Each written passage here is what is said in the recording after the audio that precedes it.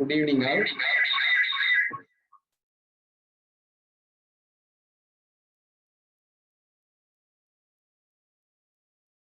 Good evening, all. I would like to welcome you all for the 6th day of AICT Training and Learning Academy sponsored 2-week faculty development program on power electronics application to renewable energy systems, electric vehicles, and intelligent control.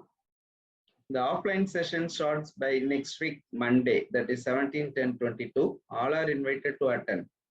We are going for industrial visit for the first day for the electric vehicle company EV Nexus Private Limited, Vanagaram.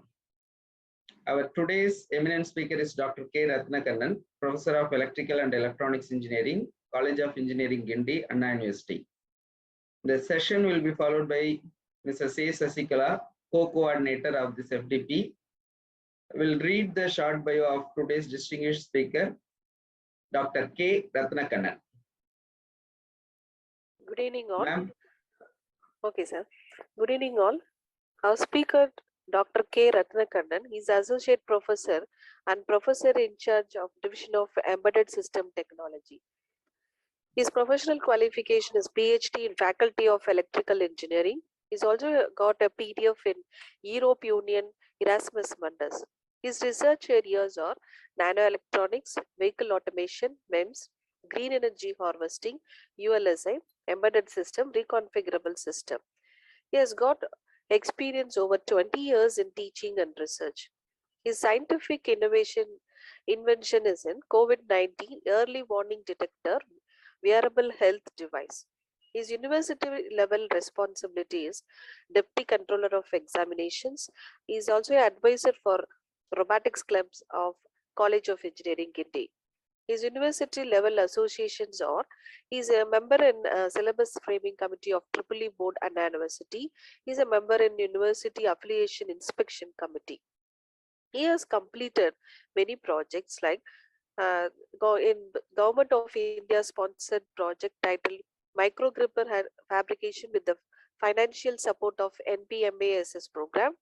He has got 5 lakhs rupees from UGC CAS project titled Reconfigurable Protective Release System. He got 50,000 rupees from CTDT Anna University for the title Vehicle Collision Prevention using Doppler Effect. He got 1 lakh rupees in 2008 for title Intelligent Aiding System for differently abled persons. His ongoing projects are, he got 20 lakh rupees from Government of India sponsored project title Simulation Analysis and Verification of Power Management for Arjun MBT MK2. Now, he also got 2.75 crores rupees from Government of India project title Development of Stable and High Efficient Solar Cell Devices using Hybrid Perovskites. He has guided 5 PhD students, research students. He has published 52 international journals and conferences. He is an editorial board member of the International Journal of Industrial Electronics and Embedded Control. He has visited many countries like United Kingdom, Italy, France, Portugal, Spain, Germany, Belgium, Switzerland, Norway, and UAE. A warm welcome to you, sir. Your session starts now.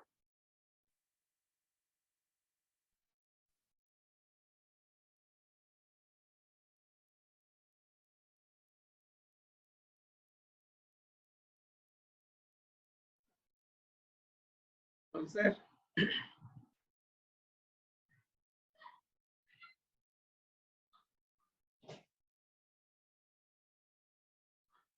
Sir, your voice is not audible.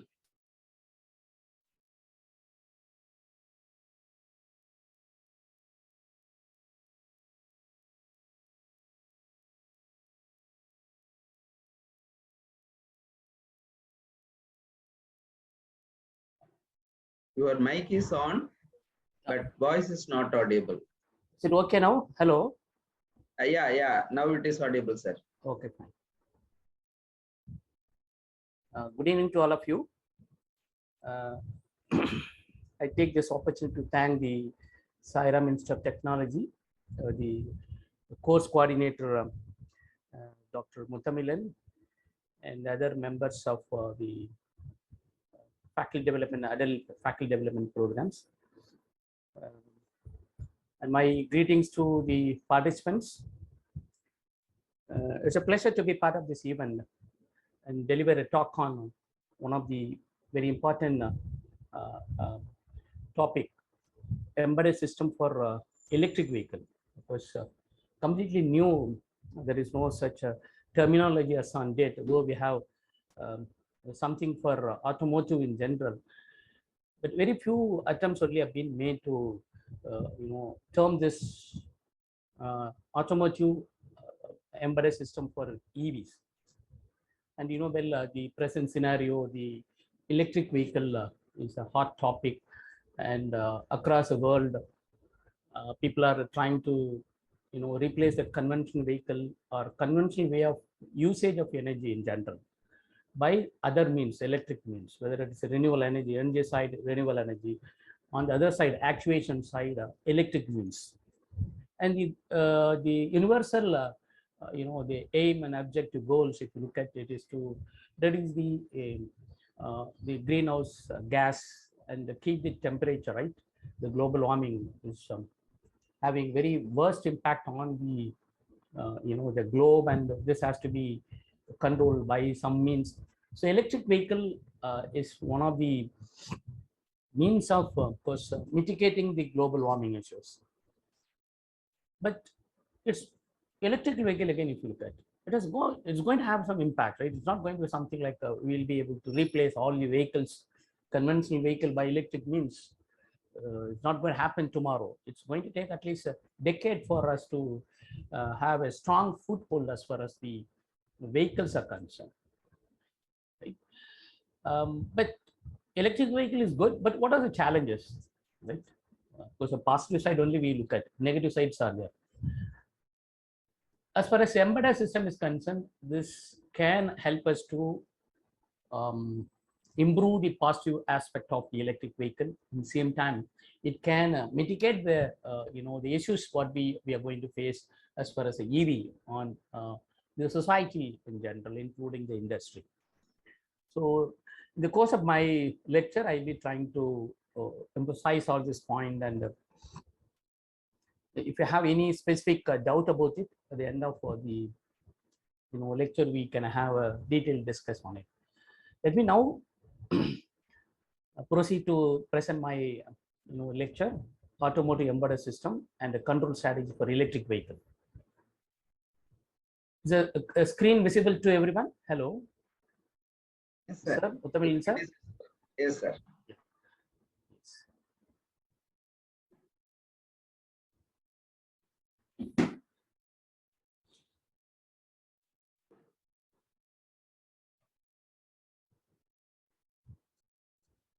So before introducing the embedded aspect of EV, I would like to highlight certain important aspect of EV, the impact of EV, right? You have positive as well as the negative aspects, right? Of course, on the economic side, if you look at lower operating cost, chances to benefit from vehicle to grid, right? As of now, we do not have anything called storage, right? Electricity, whatever is getting generated is getting consumed. That's the global scenario. Those certain gigafactories are available, storage factories are available in North America, especially in US. In other places, we do not have any storage facilities, but the vehicles can help us to store, right? For example, we have surplus wind power or surplus solar power, then we can use electric vehicle battery as a storage, and we'll be able to store the surplus power, and unless we otherwise it's going to get waste, right? Any energy is, as of now, like country like India, we do not have any storage facilities. Any power that is getting generated must be consumed immediately. So this can bridge a gap, and we'll be able to store some amount of energy through the batteries of the vehicles. Is one impact, right? On the economic side, is going to have a very positive outcomes. On the other side, if you look at the greenhouse gas, of course, no emission, and that is also the best aspect. And if you look at the power grid, that's very, very important one. Grid alone is going to have a greater impact. Otherwise, you don't have any other issues, right? On positive as well as a negative side. As I said earlier, V2G, vehicle to grid, can help us to absorb, right, the excess power. Same time, when there is a grid stability, the battery can contribute some power and will be able to maintain the stability. And indeed, we'll be able to have a smart grid, in real smart grid. Then any renewable energy sources can be easily integrated here. Take Tamil Nadu Electricity Board. Sometimes they find some difficulties to buy the power, surplus wind power, surplus solar power, right? As they don't have any facility to store it, they have to evacuate the power. Wind power must be evacuated to some northeast or some other state. It's a big challenge. If we have electric vehicles, this problem can be addressed. On the other side, the negative aspect, right? The voltage instability. Of course, India, though we, even Tamil Nadu, if we consider the power crisis, right, is a big issue. And even some of the villages in the country is not completely electrified. So voltage instability, if all the vehicles, conventional vehicles, are replaced by electric means, then we'll definitely have this issue, voltage instability. Increased peak demand and harmonics. Right? Of course, you have a lot of converter inverter for charging and discharging. So it's going to introduce a lot of harmonics. And we will not be able to enjoy it. Of course, we do not have quality power today. But if electric vehicle is added, again, the harmonics levels are going to shoot up, and it's going to be a big challenge for us to maintain and consume a quality power. Then voltage sag, power loss, overloading of transformer. These are some of the negative aspects. And for everything, we need to plan, right? If for example, the charging of the electric vehicle, charging of the vehicle must be planned properly. As of now, there is no hard and fast rule to allow the vehicle to get charged. But in the coming days, we are going to have, right, ration method only is going to be, the vehicle battery charging is going to take place. So how do you manage everything? This problem like voltage instability, the peak demand problem. We can do kind of analysis. Maybe we can have aggregated to take all the EVs, the state of charge, battery state of charge, and then accordingly we can have a kind of scheduling for charging the battery, then utilizing the electric vehicle properly, right? So these are the negative impact. Together, if you look at each and everything, fuel economy. Understand that the stages, the various stages of vehicles. For example, Bharat stage 2, 4, 6. Today we have 6. Next we are going to have 2024 Bharat stage 8 is going to be introduced. In all this journey, government has enacted law and made compulsory to have electronic controller, right? The electronic controller is an embedded system. It makes sure that the emission, right, is less, right? It keeps the emission as low as possible. And today, for information, any vehicle you take, the number of processors inside the vehicle will be at least 2 to 4 dozen. Any basic model you take, and any higher end vehicle if you take, for example, Audi A9, that's one of the luxury car, right, available in the market. It employs about 450 embedded processor for various aspects of the functioning of the vehicle. So we can't run, right? We can't operate the vehicle without embedded system. That's the scenario. Of course, there is no much difference between electronic controller and embedded general, right? Electronic controller, microprocessor, microcontroller. But there are some requirements. We are going to see why we say it's an embedded system, right? It's a microcontroller after all, but a microcontroller also is an embedded processor. But how it's going to be used, what kind of strategy we are going to follow, and how we are going to have control over the application is going to decide whether it's a simple processor or an embedded processor, right? Throughout all my lecture, I'll be trying to emphasize this particular point: why embedded system, right? It's not right. It's after all a processor. Everyone knows about the processor. We use process for different application. Look at your desktop computer, your mobile phone, any other gadgets is electronic gadget. It uses some electronic controller, right? How do you differentiate in the processor and embedded processor? That also I'll try to emphasize, and we'll link that with the electric vehicles and how we'll be able to effectively use the embedded system for operating the electric vehicle, right? That we're going to look at it. As I said earlier, the EV needs, right, the power for to survive, electrical power, unless our conventional vehicle where you use fossil fuel, right, either diesel or petrol or gas, and run the vehicle. Here we depend, right, the vehicle depends on the grid, right? So you have to have a charger, right? Different type of charger we deploy. So in all cases, for example, we've seen what happened in the past, right? A lot of explosion being witnessed, right? Especially two-wheeler. Why? What is the issue? Is it because of the battery? No, not the battery management system. The battery management system is an embedded processor. It is expected to monitor closely the temperature of the battery. It is expected to monitor the state of charge of the battery, and accordingly, it has to shut down the charging. Right? Each and every battery has got a life cycles, and each and every battery has got a critical operating temperature. Unless otherwise this is maintained, then anything can happen. Right? Even petrol, right? The temperature goes above certain value, it's going to have the same issues. The problem here, the battery, as far as the battery is concerned, battery is completely packed.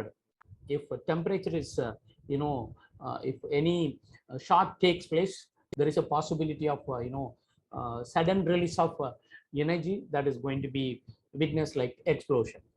So poor battery management system. The battery management system is nothing but an embedded process. It's expected to be a real-time one. On time, this has to respond.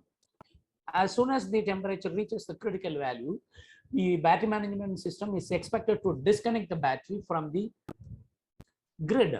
Otherwise, such a consequence can't be avoided, right? It will definitely take place. So the argument I would like to put forth here, that the embedded system must be real time. Timing is the issue, right? Of course, the same battery has a battery management system, but it's not a real-time embedded system. It is simply a microcontroller just to monitor the temperature, monitor the state of the charge, monitor the health of the battery, and it takes some time to respond. By the time the explosion has been that has completely devastated, right? 4 or 5 incidents, especially in Hyderabad. The analysis, if you closely look at, it's because of the poor embedded system placed for the battery management system. So embedded system is very, very crucial as far as the electric vehicle is concerned. If you want to ensure that the battery is safely used, if you want to maintain a life cycle, right? Look at the battery. Battery has got a charge and discharge cycles. And if you are not able to properly use that, what will happen? Instead of 4 years, now the guarantee 4 years, the batteries can work fine, right, without any issues. After 4 years, slowly the performance will deteriorate. After definitely 8 years, you may not be able to reliably use the battery. If you want 4 years, right, if you don't maintain properly, if you don't deploy the embedded system, it may end up with the 2 years, right? Beyond 2 years, you may not be able to properly use it. Instead of 100-kilometer travel, you will end up, right, 10 or 20 kilometer, right? A single charge. If you design and use a battery for 100-kilometer travel, then if the life cycle is not properly maintained, charge and discharge cycles are properly not maintained, and the depth of discharge of the battery, right, we call DOD, that is not properly monitored, right? For a lithium battery, it is 80%. For a lead acid battery, it's 50%. If it is not properly maintained, what exactly will witness? The battery will definitely die quickly, and the durability is going to be very less. So you want to deploy then a proper algorithm, and if you want to extend the life expectancy of the battery, then it is essential to have an embedded system. Embedded system ensure that everything, each and every action, right, is going to be based on some certain priority. It is going to be based on on time, very importantly on time. For example, a flight is taking off and landing off, the tire you want to whether during the takeoff as well as land of tire release, right, is very important. On time it has to take place, right? The time is very important one. For example, deployment of the airbag, right? Each and every aspect of the transportations, right? Risk with the safety of the passenger, risk, right? Risk is involved in case of the vehicle. If you want to address this issue, then embedded system is must, whether it's a charging or discharging, monitoring the battery. Look at each and every aspect of the vehicle today. We have power, right? Power steering, power suspension system, power window, right? You need a power and you want everything to be on time, right? The brake power, when you say power brake or power steering, power brake need to be applied on time. If there is a delay in the applying the braking, right? Days are gone, now we don't use manual. Everything is now powered, right? Power brake, power window, power steering. So you need to do this task exactly on time. If you want something on time execution, then embedded system is the right one. Without embedded system, it's not going to be on time. Maybe, for example, purchasing some item through online, right? Some grocery item you're ordering online. If there is a delay, nothing's going to happen. Whereas vehicle, like, look at the vehicles. Here, application like vehicles needs everything to be handled on time. Otherwise, the safety is questionable, and we may not be able to achieve the efficiency. And very importantly, look at the vehicles. Of course, one of the advantages of the electric vehicle, regenerative braking. Right, you want a regenerative braking, and when you apply the brake, right, you want the kinetic energy to be converted back in, right, electrical energy. So processor is expected to configure the machine as a generator instead of delivering mechanical power to the wheels. What is expected now? The kinetic energy of the vehicle must be now supplied to the motor, and the motor quickly must be configured as a generator. This has to be now allowed to charge the battery, right? You have an inverter, right? I can't deploy different converter inverter. Look at this system here. You have a converter. See, the converter must be a bidirectional. Look at this, it's a bidirectional one. Unless otherwise a bidirectional one, you may not be able to configure this electrical machine as a generator and convert the mechanical energy into electrical energy. So everything need to be monitored, right? Configuring the converter as a, right, for charging the battery during the regenerative braking, configuring the machine. Of course, with the help of power electronics, we're going to do that. Everything must be done on time. That's a very, very important one. The embedded system can play a major role to achieve this task. Just look at this. These are the various aspects. Look at your vehicle control unit separately, right? Steering, have an electronic controller, right? Motor, you have an electronic controller. You have energy management, right? The energy, not only the prime mover, right? The propeller here, the motor. You need power for rest of the things. For example, air conditioning, you have lighting system, you have suspension system. Each and every aspect today needs some power, and everything needs to be managed. And we have an electronic controller. It's a real-time embedded system processor to handle the actual power requirement and give the priority according to the requirement, right? The challenge here, when you have less power here, and the state of the charge, the battery is low, right? Low state of charge, then you'll have to do priority. You don't have to operate the AC, right? Automatically, it's been managed by the energy management unit, right? So you need to have completely different process for handling each and every task. Something like this, right? Look at, these are the various aspect application, including the safety aspect, airbag, traction control. Then you have automatic parking, anti-lock brake, right? Adaptive cruise, head-up display control, night vision, climate control, drive-by-wire, right? Now everything's a drive-by-wire. Those days everything was based on, right, rack and pinion, a setup, right? A centralized rod that actually connects the steering wheel and the axle. Those days are gone. Now we use only wire. The steering wheel is just for our understanding, right? For our conventional way of driving. The steering wheel is connected to the the mechanical setup, the transmission system, through a wire, right? It's not through some mechanical rod. The days are gone. Similarly, then we use so many sensors for various aspects of the safety of the vehicle operations. For each of this, we need a separate processor. Indeed, if you look at any vehicle, not only the electric vehicle, any vehicle, if you look at, we need this much of electronic controller. See, these days are gone. If you take your car to the service station, now they can't look at the various parts of the vehicle and give a solution or repair. Service can't be done so. So the OBD, onboard diagnostic unit of the vehicle, must be connected with the software of the service provider. It does that diagnostic, right? Diagnostics is done. Then they understand what is the issue. Accordingly, the solution is provided. So this much of electronic controller. So each and every aspect is to ensure the fuel economy. Of course, the efficiency is high, and very importantly, the safety of the passenger as well as the vehicle is ensured. So the embedded system is not just meant for providing the best fuel economy, best efficiency. It is also to ensure the safe, right, journey is safe, right, at any cost, right. The safety can't be compromised. That can be ensured by the embedded systems. So this much of, right, look at the aspect of the vehicle. Even the way lights are adaptive lights.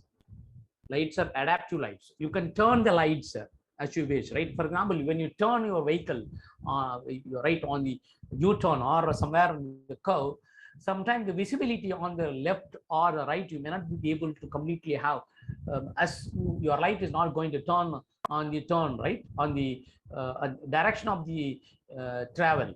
It's going to be straight, right? Now we have adaptive light. Light, right, can be projected according to your requirement. It will not be directly projected.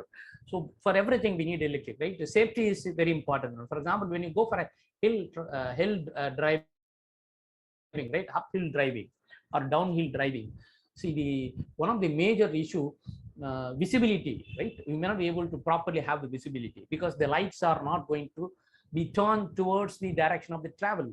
When you take the turns, very importantly, exactly on the curves, right? You may not be able to have the proper visibility. So the adaptive lighting system can help us to properly direct a light towards the direction of the travel, and we'll be able to have better visibility and safely drive the vehicle, right? Here it's not the lights, adaptive lights are not for sophistication. It is to ensure the safety is ensured, right?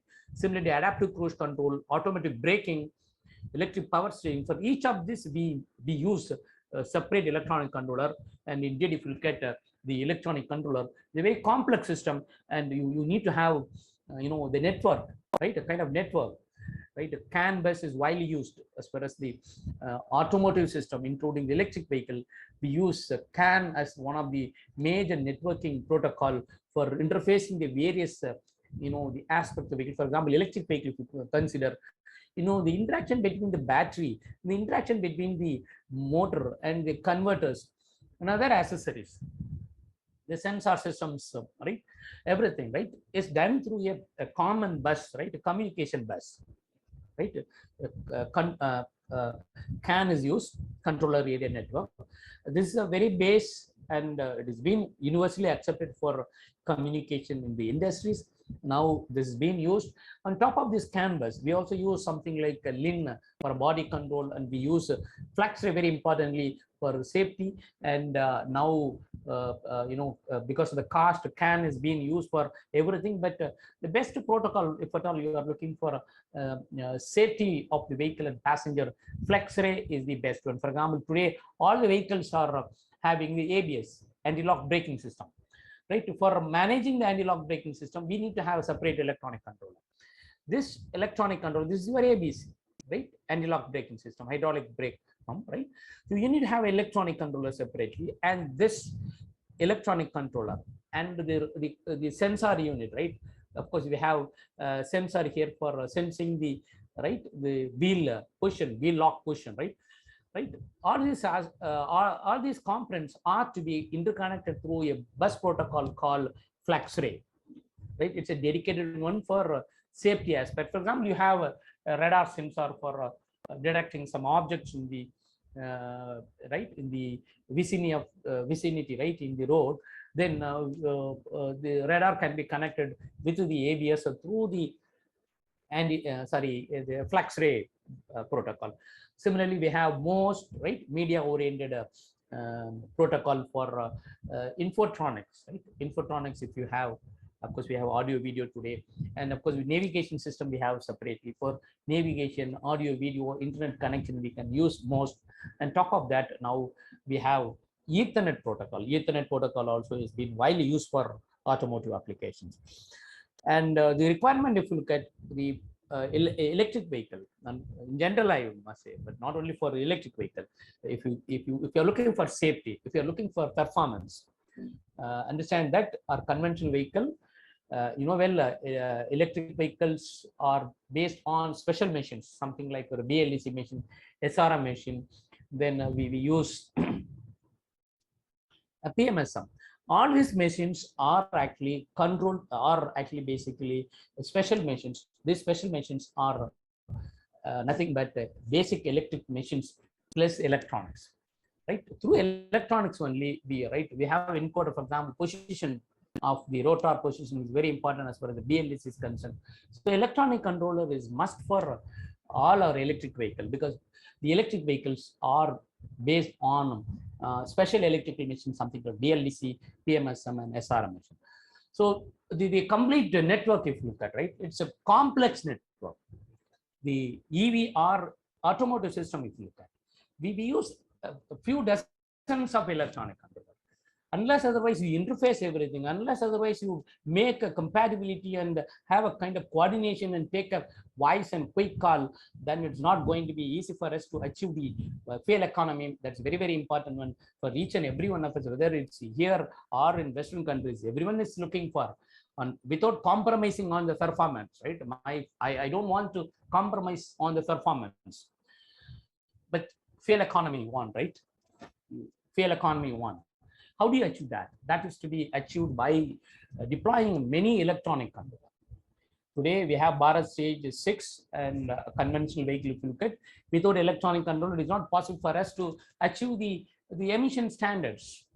Right? Understand that the very first electronic controller, embedded processor deployed in the conventional vehicle to address the emission issue. Ford car, the very first car, they deployed electronic control not for sophistication. It was meant for maintaining the emission below certain critical values.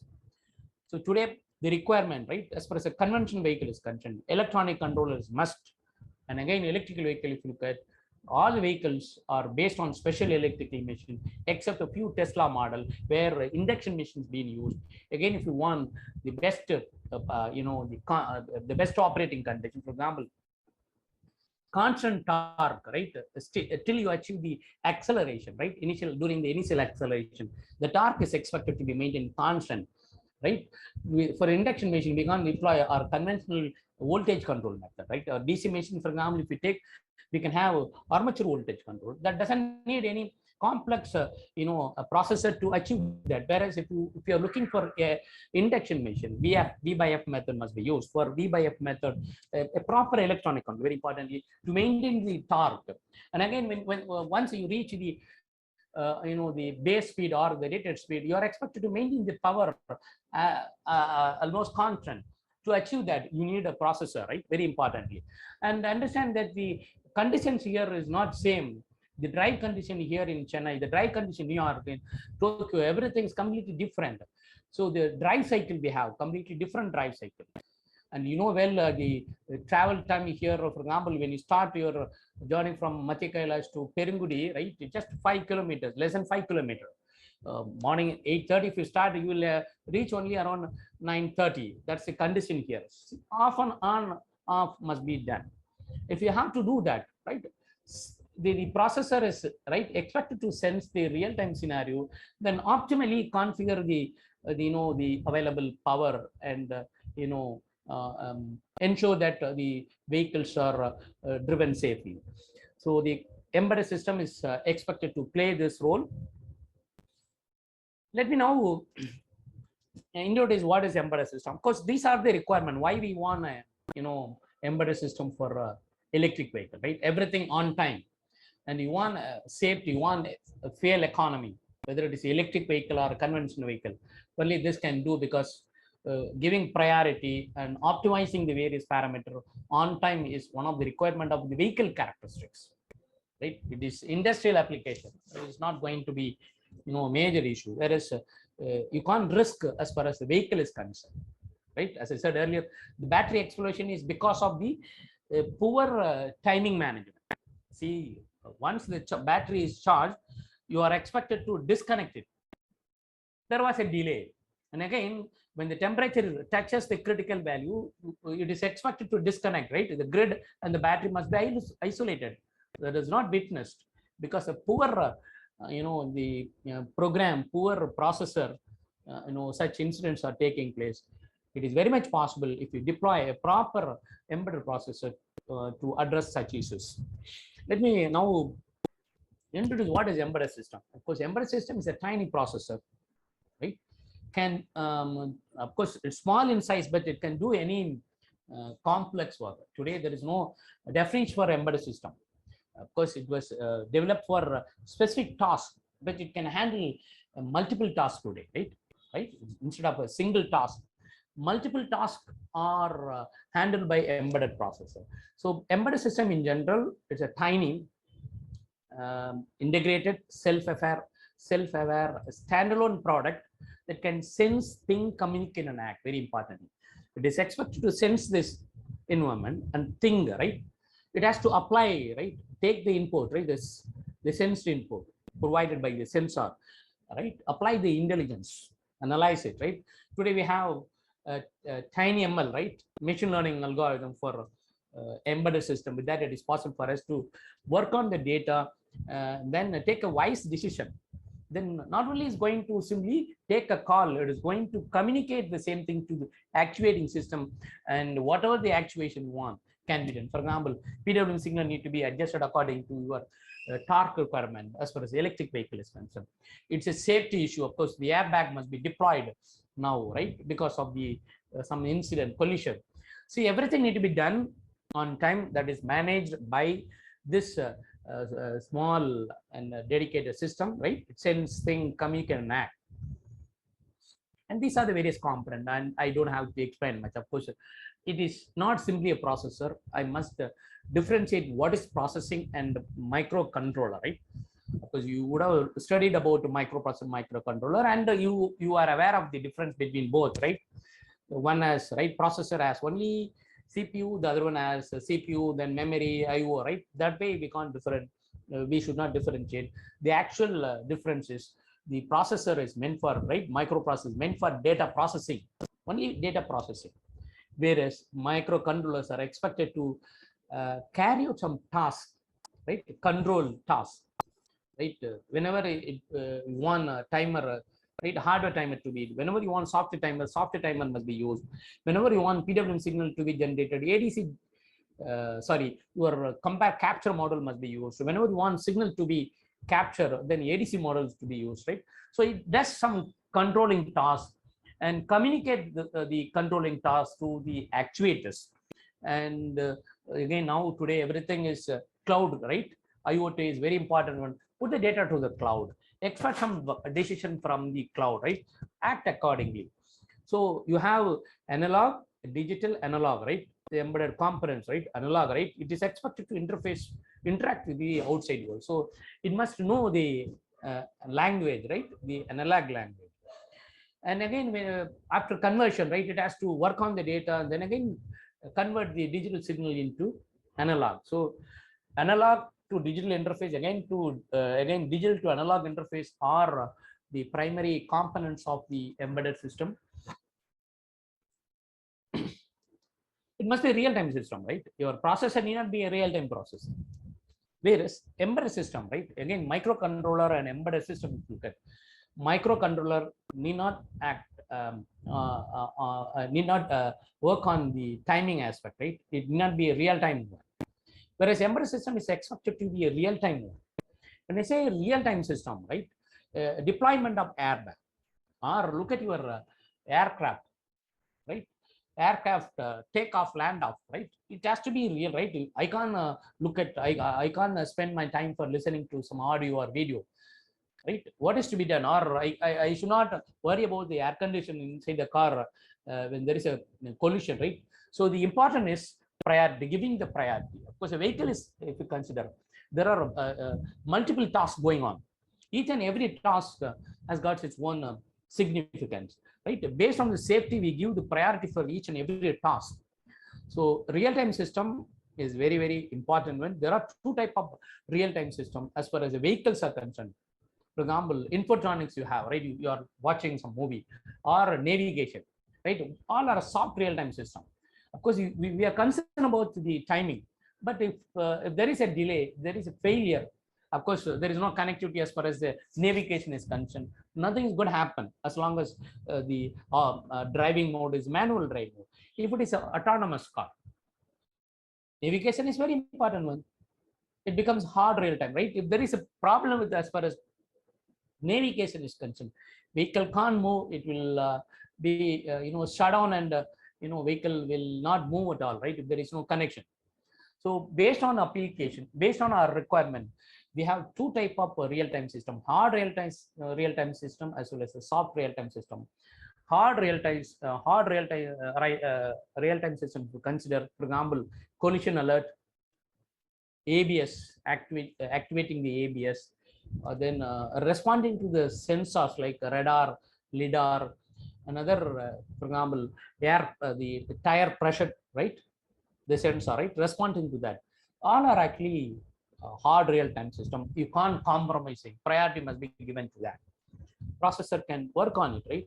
We can have a scheduling algorithm. Embedded processors are actually based on scheduling algorithm. They give priority. They look at the different tasks and accordingly they execute it. You can understand why the embedded system and the real-time operating systems are very much required for vehicle in general. Look at this, the airbag, inflation of an airbag. Of course, once the airbag is inflated, you can't reuse it. You will have to replace it. You will have to. It's not a reusable one, right? So expensive too. Look at this, how wisely this has to act, right? Of course, safety is a primary concern. If there is a doubt, the inflation of the airbag is must. But for unnecessary, for example, there is no collision, but you are putting your your brake is hard pressed. Brake is hard pressed. You are suddenly stopping the vehicle, but there is no major issue. Then airbag should not be inflated. If it is inflated, then you will have to replace it. So you will have to have a wise decision here. This can be managed by an embedded system. For example, look at here, an event is occurred right here. Event is occurred, and of course you are either applying the brake or some collision is taking place. The best case deadline, right? Exactly. Look at this. The embedded processor is expected to wait up to this point. Best case deadline. It has to wait for this much of time.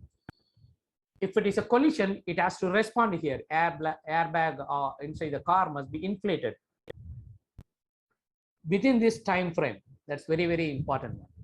You should not go beyond the worst case deadline, right? You should not activate unnecessarily the airbag here and again here. What is expected, right? In time, again, it's not the advisable one, right? You're not sure whether it's simply brake or it's a collision, right? Whether it's an accident or a brake, you're not able to detect it, right? The sensor systems, dynamics is completely different. The processor dynamics completely different. The vehicle dynamics completely different. We'll have to map everything, then take a call. So wait up to this point, then between, right, during this time, it has to respond. So if you deploy a processor, there is a possibility either you will inflate the airbag here, right? It is not, if it is not embedded processor, it's simply a processor or a microcontroller. It is not based on real-time, hard real-time operating system. What will happen? Either here, the airbag will be deployed here or here. Both are not the expected, the task, right? You don't want this task. Safety is not ensured in case if it is a simple, braking, right? A sudden brake, nothing is going to happen here with this sudden brake. For a sudden brake, if airbag is activated here, it is going to be a waste of money. Of course, some untoward incident takes place, right? Collision takes place, and the airbag is not deployed here within this time frame. It is going to happen here. That is also waste, right? The purpose is not served in this case. So you need to deploy, right? The same thing is applicable for the battery management system, right? The explosion of the two-wheeler, what we witnessed in the recent past, especially in Telangana, about 11 two-wheelers of from a different makes, right, reported that explosion was reported. The issue, right? They claim proper battery management system was in place, but what is the issue? It is not a real-time operating, real-time embedded system processor. It is simple processor, a low-cost processor. Of course, there is no priority-based executions. There is no proper, the time management. So it failed. So understand that embedded system is very important, like the airbag, right? The look at your battery. Battery also is expected to be maintained like this, charging and discharging, right? Quick charge is not the expected one, right? Safety is very important one, right? Within 1 second, you just want to charge the battery. That's not going to happen at all. So the battery chemical mechanism, the dynamics of the battery, if you look at, it is not possible for us to charge the battery within 1 second, but safely we can, right? You want quickly, same time safely you want to charge the battery. That's the expected outcome, not a quick, right? Quick charging is not the expected one. Quick, same time, right? That's what, without compromising on the performance, right? Our performance is quick charging. Here, you don't want to compromise, you want to quickly charge, but without any compromising anything on the safety. That will be able to achieve through the embedded system. Look at this. This is the actual timing requirement of an embedded system. Software controlling the deployment of airbag as 15 to 40 millisecond, right? 15 to 40 millisecond, the deployment of airbag will be taking place. Whether to activate or not, right? Whether the airbag need to be deployed or not, need to be done within 15 to 40 millisecond. So the lower bound as well as upper bound should not be the case. This has to be exactly deployed here. If, right, by this time the processor must ensure what happened, whether it is a collision or a sudden brake. If it is a collision, it is expected to immediately, right, inflate the airbag and provide the safety for the passenger, the occupants. Otherwise, it should not allow the inflation of the airbag to take place, right? And again, of course, it is collision here, it is directed collision, but it's not wait up to this point, then release it. That is also not the recommended one.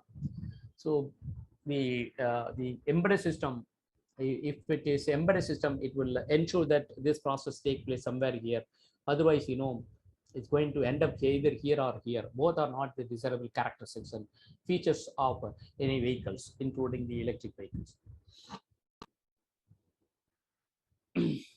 Now, just for understanding why the embedded system is essential for automotive system, including the electric vehicle, right? Similarly, pre-crash system, look at this. Always, right, head-on-head, look at the city traffic, right? Head-on-head, driving, right? Close driving. Of course, government says 10-meter gap between the vehicle, but it is not possible. If you maintain, then you may not be able to reach your destination. 10-meter distance between the vehicle is not feasible. But same time, you're always expected to drive, right, safely, right? Drive the vehicles without leaving much gap between the vehicle, but safely drive. If you want to have a safe drive, for example, look at the vehicles, right? Predominantly all our vehicles today have these features. For example, the time it, right? Of course, you have the ego vehicle here. We call the, for example, suppose you are here. This is called as ego vehicle. The vehicle and the vehicle in front of this, right? Just look at the distance. The distance is 0.6.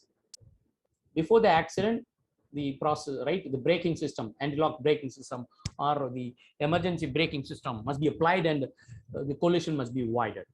See, this is the worst case condition, right? But here, if you have the sensor system, proper sensor system, 2.6 system, right? 2.6 seconds to hit the vehicles in front of you. Calculate the speed accordingly. The acceleration is going to be adjusted, right? The anti-lock, the ACC, today we have level 2 vehicles, right? ADAS is available. As far as the vehicle is concerned, level 0, level 1, level 2, level 3, level 4, and level 5. That's the complete automated system. The level 2, if you look at level 2, has got ADAS, advanced driver assistance system, where we have adaptive cruise control. This will maintain the distance properly. Of course, this is the right distance, right? 2.6 before the accident, 1.6 second before the accident, the distance, right? Here 0.6. This will not happen. This is a worst case scenario. Here, this is the best distance, right? 2.6 second is the best distance to safely drive the car, right? This is going to be properly assessed by the embedded processor, so that we can avoid any collision and safely drive the vehicle. Especially if you look at the condition like the cities, right? Especially here in Chennai or Bangalore, if you look at the traffic, right? You know, bumper to bumper, right? The gap just, right? It's a bumper to bumper drive, always say, right? Maybe half feet the distance is maintained, right? Without any major issues, we will have to drive the vehicle manually. We are able to manage, but a lot of stress. How do you manage today, right? How do you tackle this issue? Maybe we can deploy the embedded system then without any worry, right? There are some vehicles today, we have level 2 autonomous vehicles. Such vehicles have these features, right? It will maintain these safe distance, right? And without any collisions, you'll be able to steer the vehicle. So collision avoidance zone, right? In general, we call this 1.6 on 2.6 collision avoidance system, and that is a safe distance that is maintained. Even if you hard press your accelerator, the ADAS system, right? Advanced driver assistance system will not allow you to speed the vehicles, right? For example, when you reach, of course, you are out of your control, 0.6 second to have impact on the other vehicle, right? What will happen immediately? It will tighten the seat belt and deploy the airbag, right? It will prepare airbag, right? At the verge of deployment, and it will ensure that the safety is given to the occupant, right? The passengers. That's the advantage of embedded system, right? Of course, here you do not have any issues. Of course, you are here. There is a possibility, right? Either this or that. Of course, this can be, right? Timingly will be able to, right? Deployment of airbag and adjusting the seat belt and accelerator, very importantly, right? By mistake, you should not hard press the accelerator. Brake, right? In case if you are pressing the accelerator, nothing is going to happen, right? Your vehicle is not going to, speed, right? That's the advantage of the pre-crash system. It is very much available with ADAS, right? The vehicles has ADAS features. So the embedded system is very important one, and if you look at the vehicles, the embedded system is required for four major the domains of the vehicle. For example, powertrain model. Powertrain, if you take, you have a motor, transmission system, control system. You need a separate electronic control for each of these. For example, a separate electronic control for a motor, and a separate controller for transmission system, and separate one for their associated components of the powertrain model. Similarly, for chassis, if you take ABS, electronic stability, then automatic stability control, adaptive cruise control, you need separate electronic controller. Everything must be finally integrated. Then body control, right? Your air conditioning, window, lighting system, everything need to have a separate electronic controller. Then for infotronics, right? You need to have navigation, including navigation. You need to have electronic control. For each of this, we need to have an embedded system. For example, when I say embedded system, this need an embedded system. This one also need embedded system. Whereas here, I don't need to have embedded system. I can have a general processor. There is no major issue. But the question here, when I say body control, even the seats very importantly, right? Some of our lower end cars do not have the seat belt tightening and seat adjustment, right? Seats are to be, right? For example, when collision takes place, seats are to be positioned, right, properly. by this, it is possible for us to properly deploy the airbag and minimize the the damage, right? The damage can be minimized. What happened, one of the leading industry, right, in CEO of a leading industry met with an accident in Mumbai, right? Because the problem was the seats are right. The seats are actually ergonomic seats.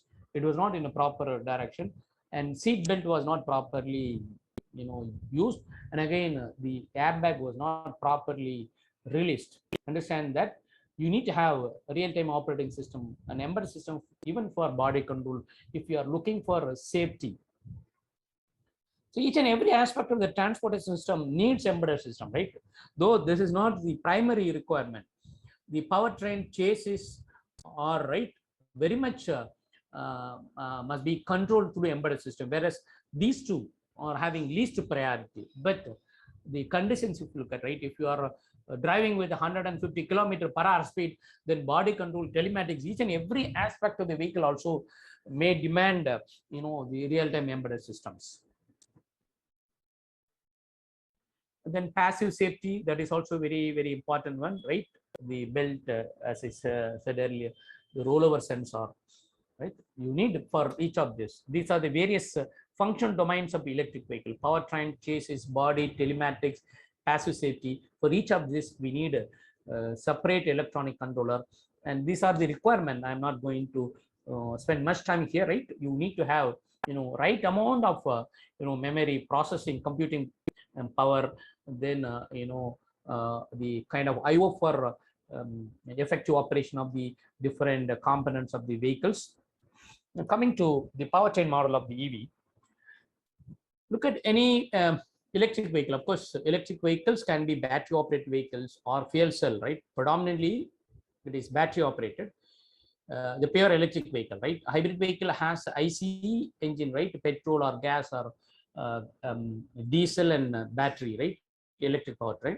But the pure electric vehicle, if you look at, either it is battery operated or fuel cell based. And top of the battery, we also can have super capacitors, of course, for quick charge and discharge, because battery has a very poor power density. The energy density of the battery is very high. It's a very good one for the electric vehicle, but the power density, right? If you want power to be delivered quickly, for example, you want to speed, right, a vehicle in front of you, right? For a safety reason, just want to quickly overtake the other vehicle, or quickly want to do some kind of actuation, then the battery is not the right one, because the charge, the charging response time, discharge response time is very poor, not up to the expectation of the vehicle characteristics.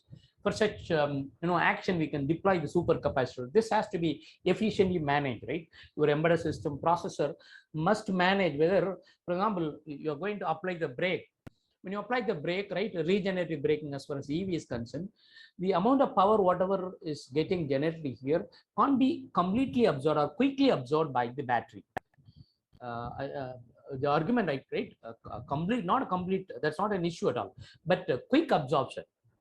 Because when you apply the brake, is not going to be something like sudden brake is not going to long last more than few seconds, right? It's going to be a very short period. Within the given short period, the kinetic energy must be absorbed, right? Of course, you are able to convert that through the electrical setup, but you want quickly this power to be absorbed. The super capacitor must be used for such application, right?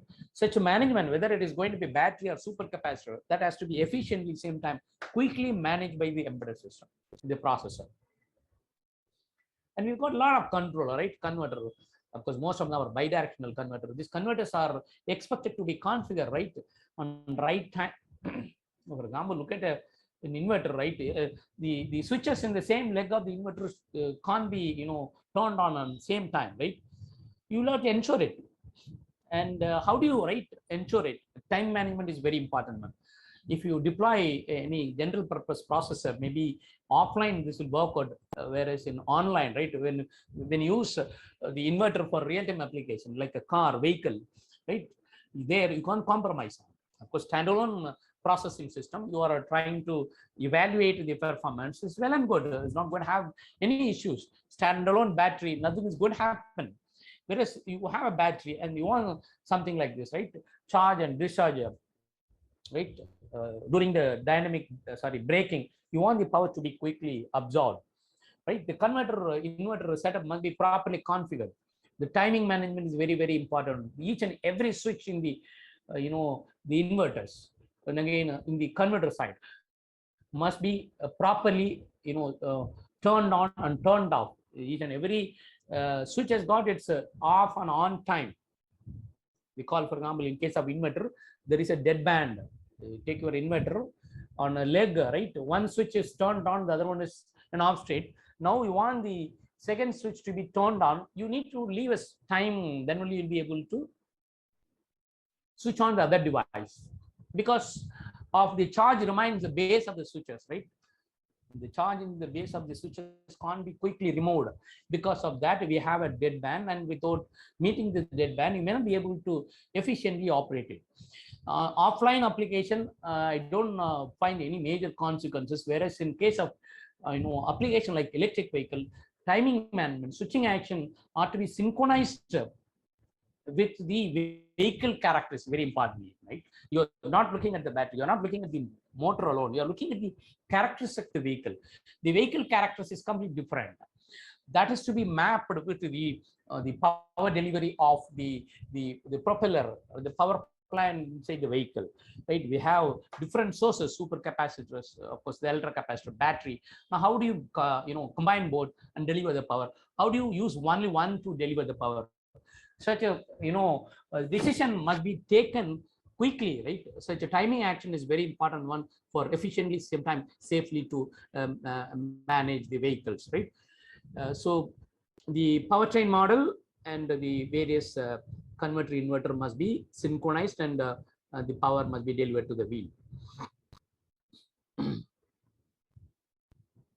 If you look at the electric vehicle and the processor, these are the, as I said earlier, we have the chassis, we have the powertrain model, and in each of this we have a different component. For example, body design, if you look at the suspension system, body structure, right?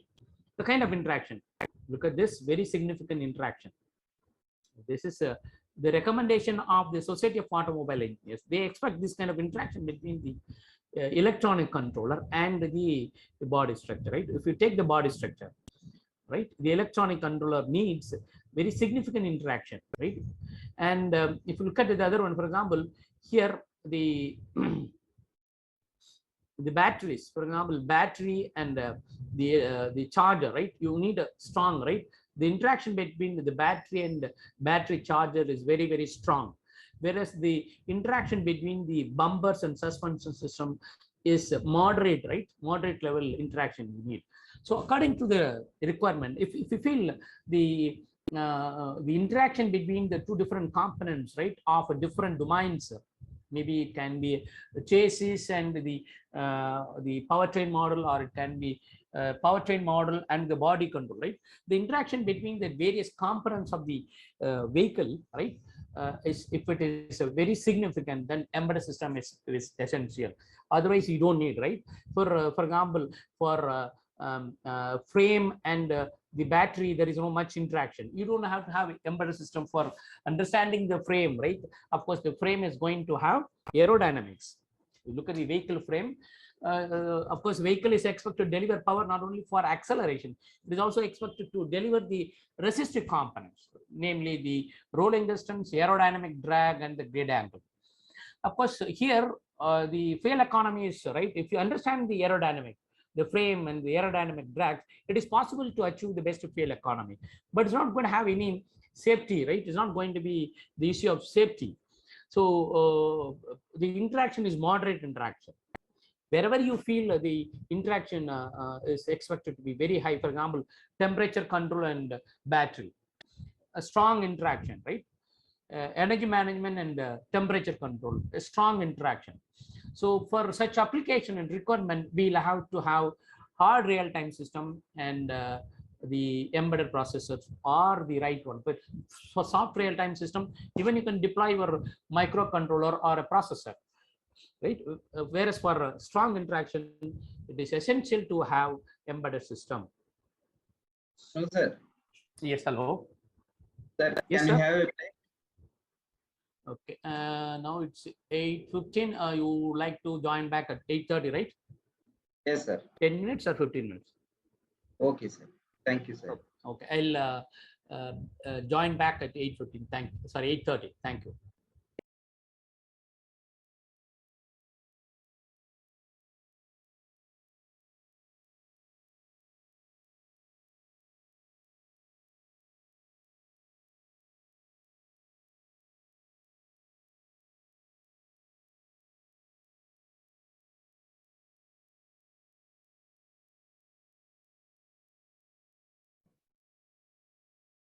Sir, can we start? Yes, sir. 1 hour start. time, sir. Okay, fine. Yes.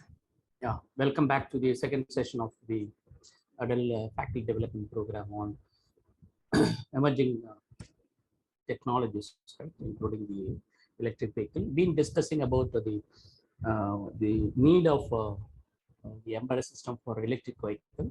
Um, uh, to sum up this, understand that electric vehicles needs embedded system to deliver everything on time, whether power delivery or the safety aspect, anything you take. The task, various tasks are to be, handled on time. In time or late handling or late reporting is not permitted as far as vehicle is concerned. So the electric vehicle will be managed by embedded system without compromising on the performance and the safeties. For example, look at this particular characteristics, right? The speed torque characteristics of an induction machine. Of course, this one is very clear, right? The torque is constant. Right? The torque is constant till achieve the initial speed, right? You need to look at always the sensor systems are to be, continuously monitored. Right? The various parameters, the battery, the vehicles, and accordingly, the environment, accordingly, the power delivery must be done, right? Constant torque need to be maintained, then constant power, then high speed, right? So this entire process, for example, here V by F, or here the field weakening, right? We do always, we want a constant power region, then field weakening method we do. Whereas here in case of a DC machine, it is armature control, whereas induction machine, it is V by F, right? So we do and make sure that the torque is constant during the initial acceleration, because any drive cycle, if you look at vehicles, drive cycles, this is the normal drive cycles of any vehicles, including vehicle. Initial acceleration, then cruise, then maximum cruise at maximum, then deceleration, right? This is the typical drive cycle pattern of the vehicle. So the processor, right, expected to look at this requirement, then map the characteristics of the machine. Right? This is the characteristics of the machine, speed torque characteristics of the machine. Then deliver the torque, deliver the power to the wheel, right, on time. Right? So embedded system does this job. So mapping of the electrical characteristics, mapping of the vehicle characteristics, mapping of vehicle characteristics with the vehicle characteristics, right, done by the embedded system, and then accordingly it deliver the performances. Look at the torque and of course the speed at a different point of time during the journey, right? It's not going to be the load is not going to be not the load. The dynamic load is going to have demand a different torque, is going to demand a different power that is going to be managed, right, on time by the embedded system. And look at today. With the conventional vehicle, predominantly, right, if you take any car, it is actually two-wheel, right? When I say two-wheel, right, either front wheel or the back two wheels will be driven, right? Not all. And we also have all-wheel drive. It's very expensive in case of IC engine. The problem as far as IC engine is concerned, synchronization, right? Two IC engines can't be synchronized, whereas electrical machine can be simply synchronized. And whether it is a control strategy or the power delivery, anything you take, you can easily synchronize. The synchronization process must be done, right? With the will for the embedded processor, it is possible to, for example, here all-wheel drive. You have two different machines. One machine for a front wheel, the other machine for a back wheel, and they are going to share a common battery here. The front wheel, if you look at, we have one induction machine here, another induction machine for the other wheel. So you need to synchronize all the vehicle, right? For example, look at this vehicle control unit. It's an embedded processor. It synchronizes everything, right? The complete process. For example, you are going straight, issues, right? Each and everything is going to be operated at the same speed. For example, you are going to take turn on the left. So when you take left, what exactly need to be done? The speed of this, because it's going to have less radius when you go for left, and this is going to travel more distance, right? This is expected to travel left, for example, left turn. This is expected to travel more distance compared to this wheels. These two wheels are expected to travel more distance compared to these wheels. So the right hand side wheels for a left turn need to be operated at one speed, and the wheels on the other side, right, on the left hand side, must be operated with relatively low speed. This is based on the radius of the turning curve, right? So the electronic controller, right, embedded controller on time, again, I would like to emphasize this point, need to operate the left side wheels, right, the machines with the lower speed, on the right side machines with relatively high speed. Then only you'll be able to witness the turns, right? Curves you can have, otherwise you can't. Even if it is a two-wheel drive, let us assume you have only one machine, and this machine through the differential you are trying to deliver the power to these two wheels.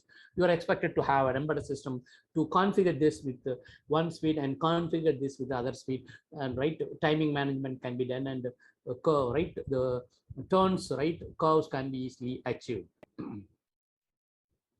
So signal flow is very important. Look at this signal flow, is a complex signal flow, right? You need to have a dedicated communication system for handling this. In addition to this, it is also important for us to ensure that each and every utility in the system, right, gets power, right, whether it is a propeller or the accessories. Each and everything is actually controlled through a separate right, power bus and a signal bus, right? You have a separate signal bus because CAN bus is used. For power bus, it is DC link bus, and we of course synchronize everything and monitor the performances. So this is the power bus. Look at this. So this is the power bus for power flow along with the signal, and then the digital signals, right, for controlling everything, monitoring, controlling. You have separate bus here. So one CAN bus and one DC bus is required for any vehicles, and the various aspects and the components, powertrain components, body control, body components are to be interconnected through this, and you will have to have control over each of this according to the requirement. Similarly, look at your charging system, right? Your onboard charging or external charging, everything need to be properly allowed to be handshake with the vehicles and have efficient utilization of the entire process, right? You have brake ECU, you have motor ECU, lighting ECU, battery ECU. This is the typical embedded system configuration of the electric vehicle. Brake ECU separately you have one.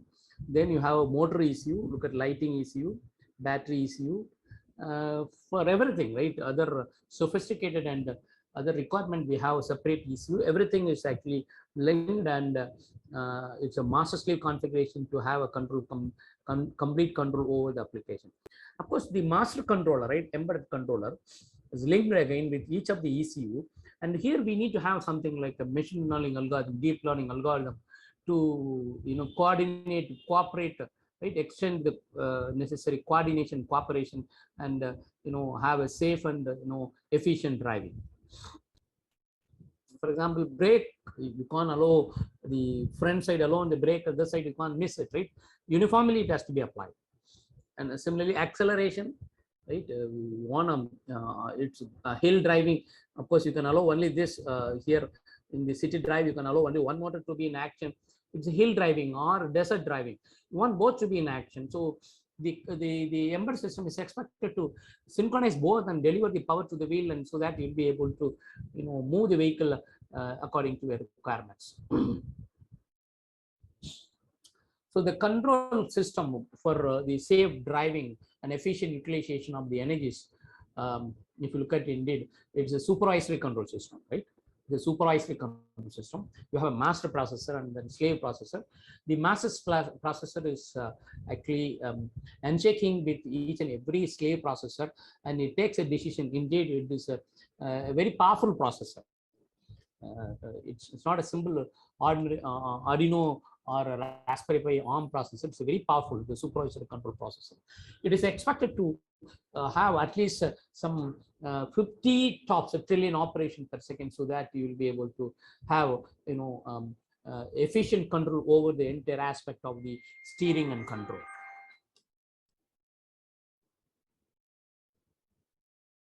Just because one of time I'm trying to skip certain things. Of course, you have a separate, for example, onboard charger is an embedded processor, right? It has to handshake with the battery management unit. Again, it's an embedded processor. Onboard charger, look at this block box. It must be based on embedded real-time system, right? It always expected to handshake with the battery management unit and allow the battery to be charged, right? You can't allow directly the power to be pumped to the battery, right?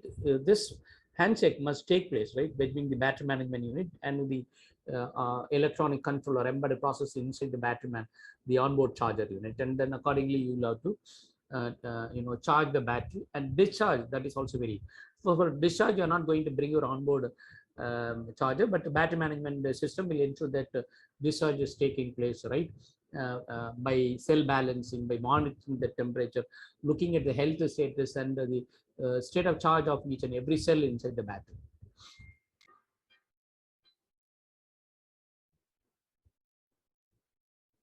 Similarly, the safety aspect, right? Look at the, for example, wheel lock condition, then accordingly apply the brake, right? ABS today, each and every vehicle has, even the base model has ABS. Without embedded processor, you cannot activate the ABS, right? It has to sensor, must to, right? Wheel lock push must be communicated, and accordingly the brake must be activated. By this, it is possible for us to avoid rollover and other major consequences associated with the safety aspect of the vehicles. So some of the the concept behind the stability, maintaining the stability of the vehicle, right? Look at this. You want the vehicle stability, these sensors, right? Associate sensors. For example, look at the vehicle. So this information, for example, information, motor controller information, front left, front right, rear left, rear right. Look at this side of the vehicle associated parameter. Everything is taken here, and then you work on this data, and then quickly you activate everything, right? By this, it is ensure that the vehicle stability is maintained. And energy management, such a complex network, right? Look at the energy management. It's a very big processor. Indeed, FPGA boards are used for vehicle energy management system, right? Your energy management system is very, very important one. Without this, vehicle will not move, and without this, we will not be able to efficiently maintain the power. Just skipping this. And another important aspect is vehicle to grid, right? The onboard charger is expected to be an intelligent charger, right?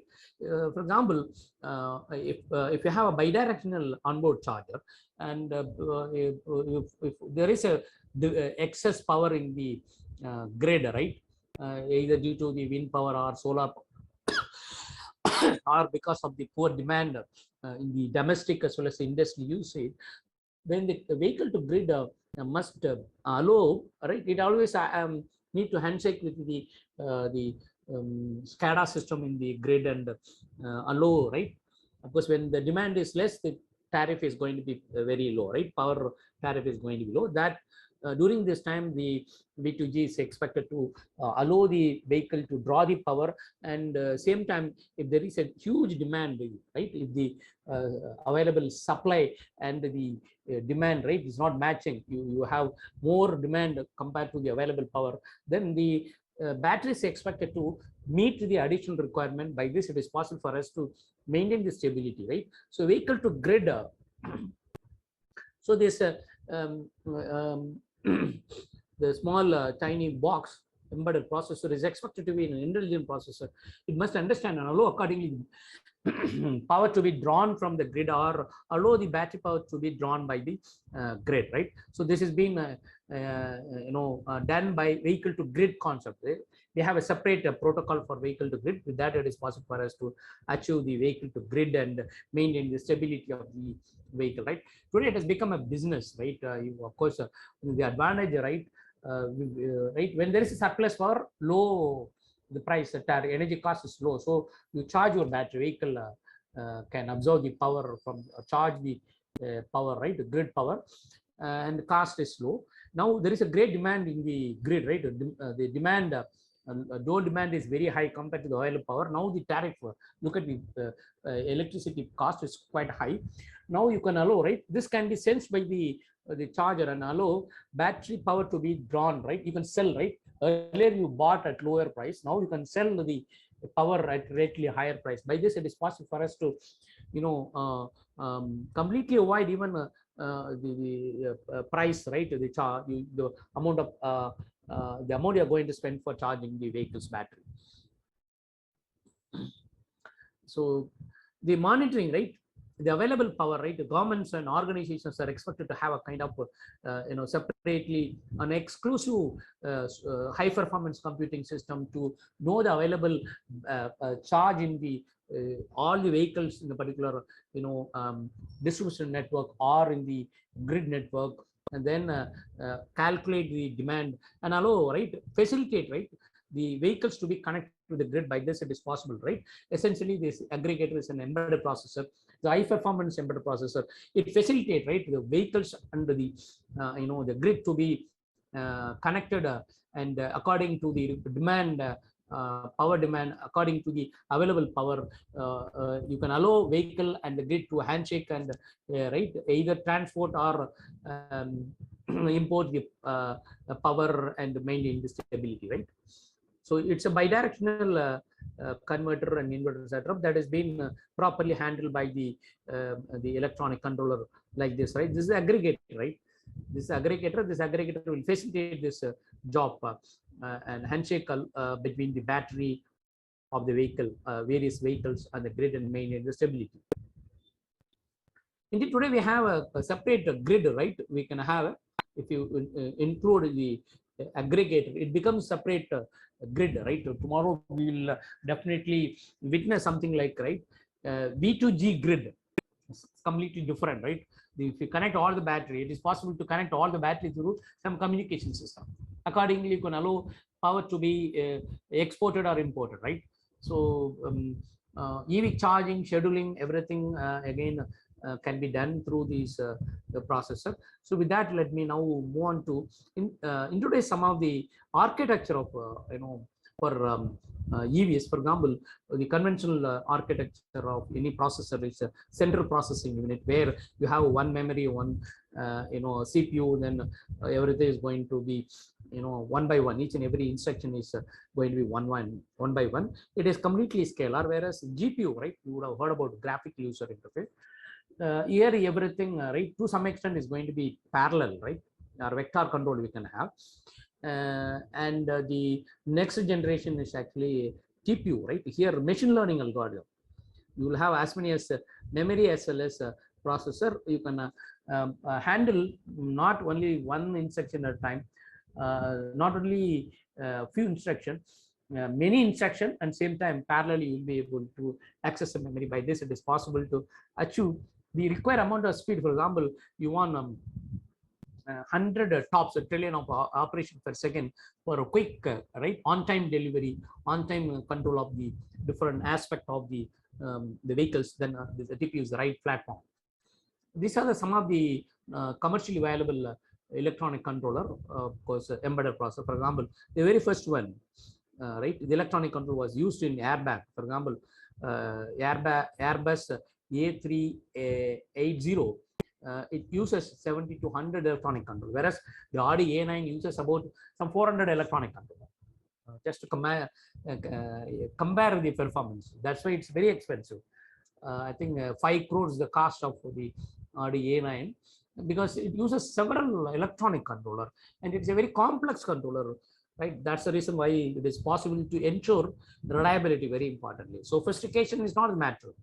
Anybody can extend, but extending reliability is very important one. And that reliability, right? If you want everything, right?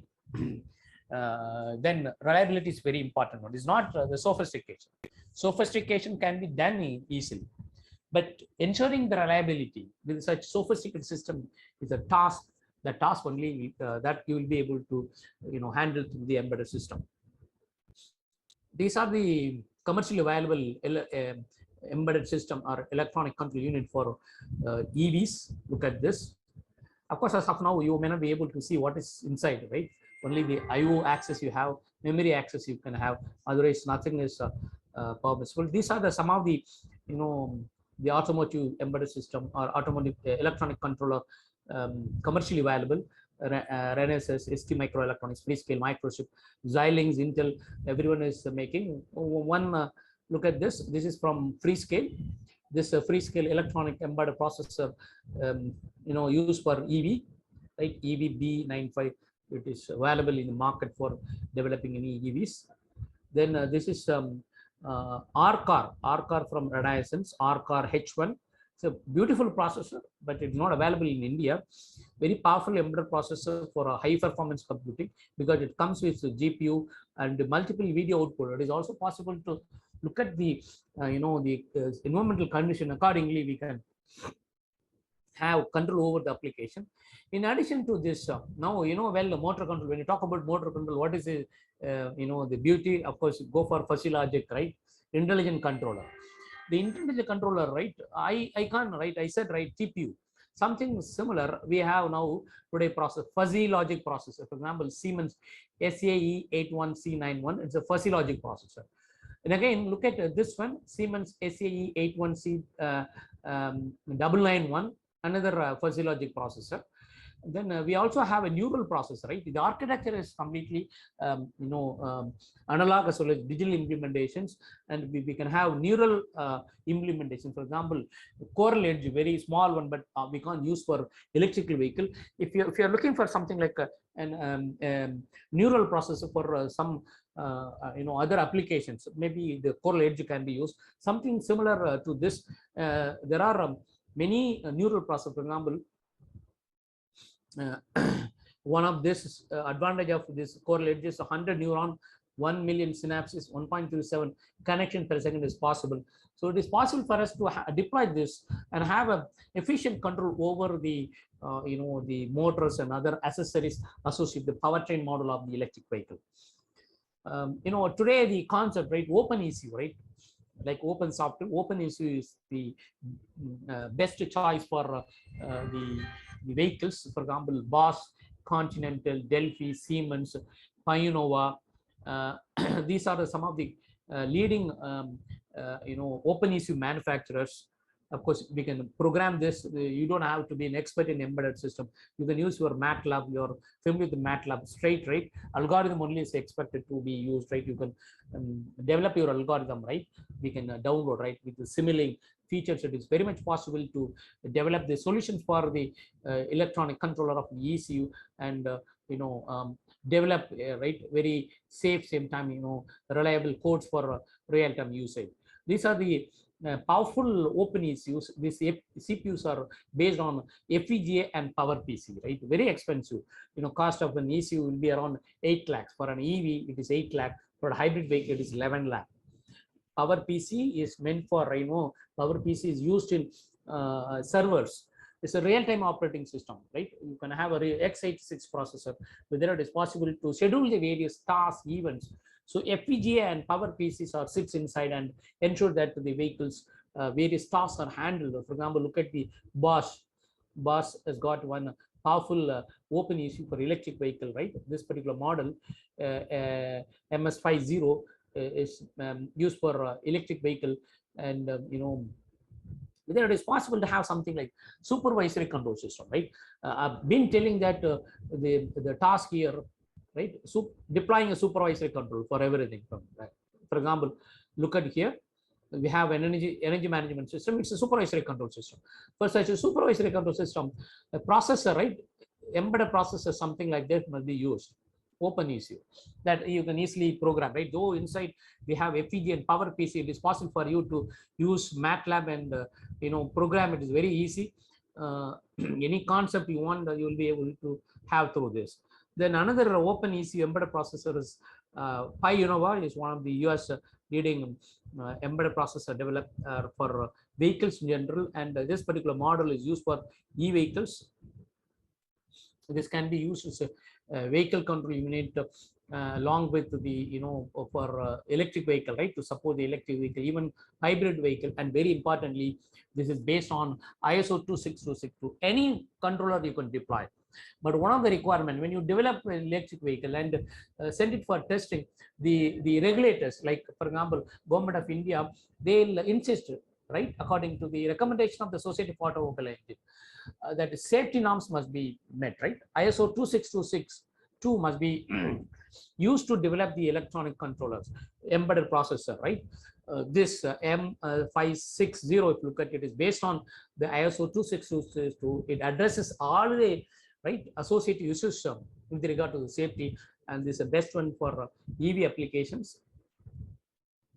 It's very easy, right? Like if you buy a mobile phone, something like this, right? If you want to install some software, something like that, you can deploy any MATLAB based simulating with this, and develop your control strategy and have the the applications.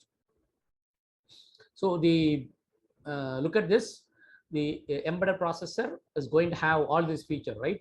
One of the requirement, as I said earlier, of course, a PI vector control algorithm are going to deploy power management, diagnostic, then interfacing the sensors, diagnostic the sensor, and very importantly, the ISO 26262 compliant, right? The safety and software testing must be available. Whether it is possible for us to develop the electronic controller and connect motor and the inverter, and of course have the efficient control over the motor, and meet the characteristics, right? The vehicle characteristics, and deliver the best outcomes. For example, look at the airbag. So timing is very important one. This is what is happening, right? The inflation of the airbag, right? Nitrogen gas must be released. This must take place in the process within 15 to 40 milliseconds. This need to be done. That can be done with help of the electronic controller, which is based on embedded system. Similarly, look at the battery management system. As I said earlier, this is very, very important one in the present scenario. So temperature, you will have to sense the charge, the temperature, each and every cell. And then, right, accordingly, you will have to allow the discharge and charge. The charge and discharge cycles, right, must be properly done, right? You can't allow, for example, any battery, you can't allow above 95. That's very, very important. For example, a 10 kilowatt battery you have, you can't go beyond 9.5 kilowatt. And again, if it is a lithium ion battery, when you discharge, right, you have to ensure that the charge remaining in the battery is at least 2 kilowatt. That's the requirement, right? Below 2 kilowatts, you can't disturb. If it is happening, what will happen? The battery will die and you may not be able to use it. Similarly, if it is going about 95%, an explosion will take place. That is to be done, right, on time, right? You know the charging and discharging. So the cycle, charge and discharge cycles must be properly monitored. Accordingly, you will have to have the control over the battery and other accessories inside the vehicle to deliver the power efficiently without compromising anything on the performance, including the safety. Similarly, look at the brake control, right? Brake control unit. Of course, battery must be disconnected properly, right? The brake control unit, along with the battery management unit, will interact, and of course, you will have to deliver the power to the, not to the motor, right? The power need to be delivered to the actuators, which is going to stop the braking system. Then ABS, the electronic control for ABS, anti-lock braking system. So as I said earlier, timing is very, very important one. Wheel sensors, right?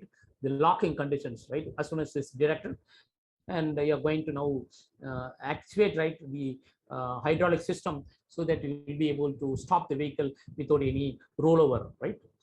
So this entire process must be done as quickly as possible, on time. Then will you be able to, safely, same time stably you will be able to steer the vehicle. In general, we use this automotive open system architecture for programming, right? When you program this BCU, for example, BMS, everything, and you want to be, the ISO 26262 compliant, then AutoSAR software, right? Automotive open source system architecture must be used. For want of timing, I'm just skipping it. So this is the architecture of the AutoSAR. You can use MATLAB again to program it along with the AutoSAR statement, and the electronic controller, right? The electronic controller can be programmed using this AutoSAR, so that you will be able to meet the safety requirement, and finally download everything to the these are the communication buses. So look at this. So very powerful in-vehicle networking is a very complex one. The complexity, if you look at it, is even bigger. See, look at the number of electronic controller. 96, it was 6. It was introduced in the conventional vehicle to ensure, minimum emission, right? The emission is one of the issue.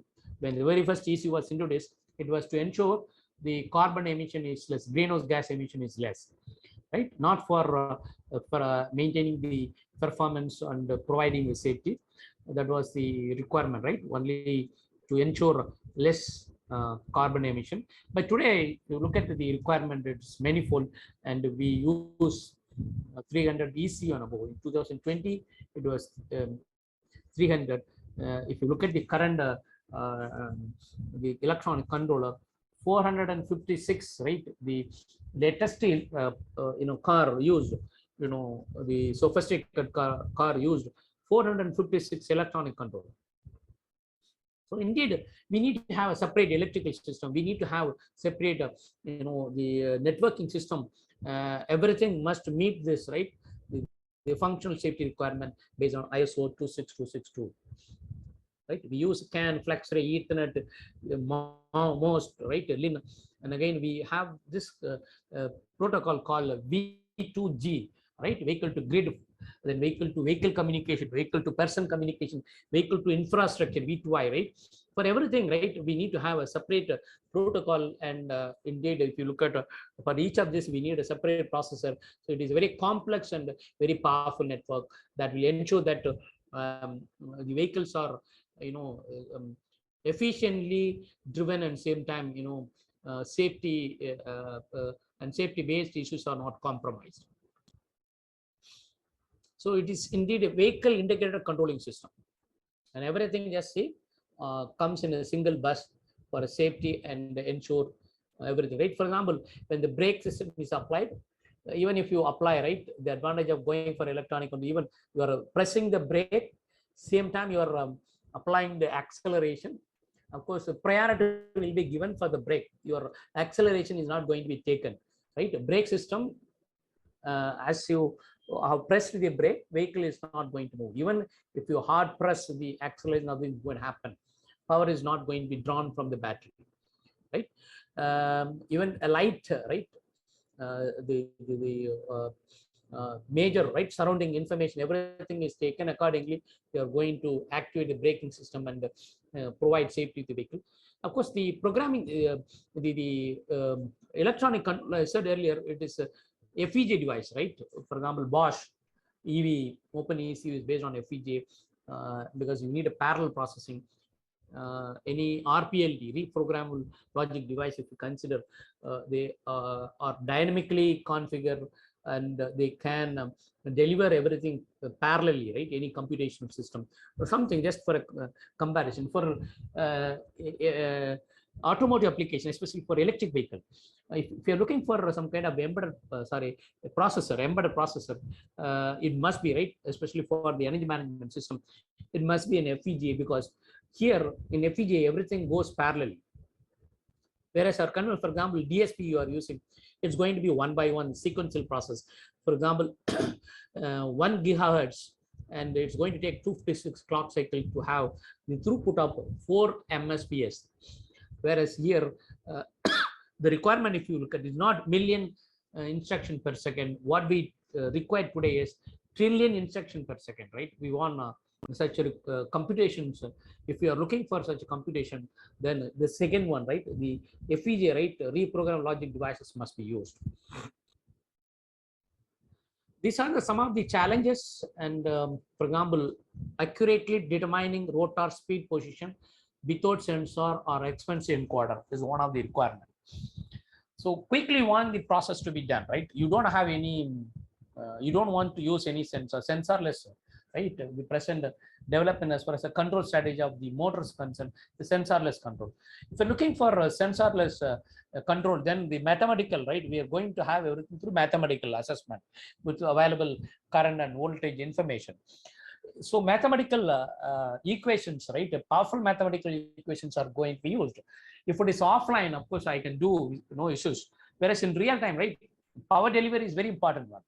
If you're looking for some kind of sensorless application for electric vehicle, right, a motor for electric vehicle application, then embedded processor is very important, because the timing, accurately determining the rotor speed positions without sensor quickly, very importantly, right? So we need embedded processor. Delivering precise torque with the PWM techniques, extra performance from low cost motors, right? Extracting extra performance. Of course, cost is low, but sometimes you want better performance out of it, then the embedded processor is the right one. Multiple motors, of course, for all-wheel drive, we have 4 motors. For all-wheel drive, you want a kind of coordination, you want a kind of interaction, then the embedded processor is very important. These are the challenges, and these challenges can be addressed through embedded systems. Similarly, real-time control, system communication, synchronization, everything will be able to meet through this. And of course, look at this. For example, embedded processor, if you look at, right, of course, it's going to be something like our conventional microcontroller, right? Of course, we need to have for everything a separate controller, and everything is going to be time consuming, very difficult for us to establish the interface, interconnecting. For example, an FPGA reprogrammable logic based embedded processor, then it is possible to handle all the action parallelly, and we'll be able to deliver the task as quickly as possible without compromising on the performance, right? So the present one is something like tiny processor we deploy for each and every application in electric vehicle, but the future is like this, right? A powerful embedded processor. Of course, when I say embedded, we need to have something like a hardware, software, and hardware software code design along with the real-time operating system must be valuable for us to efficiently same time effectively have control over the motor along with handshaking, along with extending handshake with the battery and other associated components of the vehicles. This is advantage if you use FPGA devices for an electronic controller. This is going to be something like this.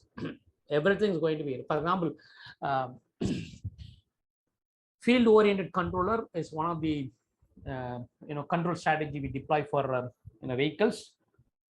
This vector control we can have, for example, in case of FPGA device, if you deploy with parallel execution, will ensure that the computation is over within 2.5 microseconds. Whereas here, sequentially it goes, and of course, the time is 220 microseconds or conventional microcontroller.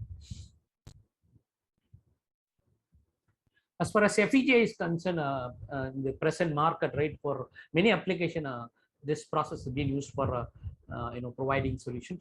One such FPGA, right, comes with, right, hard real-time system processor, something like Power PC, ARM processor for soft processing, then microblaze, then reprogrammable core is available with this XA, right? XA stands for Xilinx Automotive Grade Zinc 7000 multi-core system on chip processor. This we can use. Even a company like Altera, they have a separate embedded processor, right? This XA Zinc 7000 is not a purely FPGA device. This is an embedded processor. It has got an ARM processor on board, on chip. It has got a separate Power PC. It has got a core, reprogrammable core. So we can combine all and meet the requirement, right? Trillions of operations will be able to achieve through this for controlling the application. Look at this is from the Xilinx for engine management system, car multimedia, right? The Zinc board has been used to realize these applications. Of course, BWM car, right? If you buy BWM, they use this particular XA Zinc 7000 series for developing the various aspect of the the control solutions for the vehicles. This is Xilinx ECU for EV. Of course, it has got a machine learning accelerator whether it is possible for us to achieve the electric vehicle management. Of course, handshake with the battery onboard charger, battery management system, this ECU, then we'll be able to reliably handle everything, right? When battery management is battery charging is taking place, you'll have to ensure that safety norms are followed properly. This has to be ensured by the electronic controller, the master controller, whether it is possible for us to have, right, the necessary control over each and every aspect of the vehicle. For example, look at the simple Spartan, right? This is not embedded processor, just for information. If you compare the Spartan FPGA devices with the typical ARM processor, for example, ARM processor takes about this is nothing but your field-oriented controller. Of course, here we need to have sensorless field-oriented controller. Here you will have to have a clock transformation, park transformation, then inverse clock transformation, inverse park transformation. Finally, the PWM signal will be passed on to the driver, right? Your PWM driver, sorry, the driver of the machine. Then be allowed to apply the voltage, right, across the terminals of the machine to deliver the torque necessary for vehicle movement, right? Here, if you deploy ARM processor, it will take 55 to 100 microseconds, whereas your simple Spartan, low-cost economic version only, it will not be costing more than 2,000. It just takes 2.5 microseconds for the completion of the task. So almost 15 times faster than the electronic controller. Now you can understand why we need this for electric vehicle. Right, complex, right? Look at the bidirectional converter. The bidirectional converter properly control, right? Either the power flow to take place from the from the wheel to the battery, or from battery to the wheel. This has to be done as quickly as possible. That can be managed by the controller by properly configuring the setup here, right? The converter inverter setup. Skipping this. Now Xilinx also has got a separate, right? It's not a big difficulties today, right? Xilinx also got a motor control library, whether it is possible for you to directly, right? For example, PI controller you want, or you want something like fuzzy logic controller. Everything you can dump directly through your Xilinx, MATLAB Simulink to the FPGA board, and you can deploy your algorithm and use it for real-time application. This is a Zinc 7000 series. I've been telling about it, right? You have accelerator for motor, right?